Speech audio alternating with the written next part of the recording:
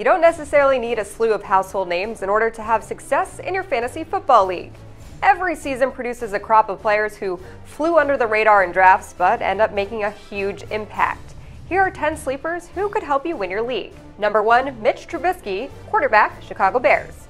With a full preseason as a clear-cut starting QB under his belt, plus several new weapons added to the offense, look for Trubisky to take a big step in year 2. Number 2, Alex Collins, running back, Baltimore Ravens. The third-year running back scored touchdowns in 6 of the Ravens' final 7 games in 2018. Look for Collins to be a big complement to an aging Joe Flacco. Number 3, DEVIN, wide receiver, Carolina Panthers.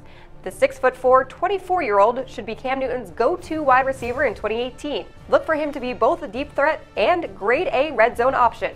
Number 4, BURTON, tight end, Chicago Bears. The 5th-year tight end never had a chance to shine as a backup to Zach Ertz on the Philadelphia Eagles.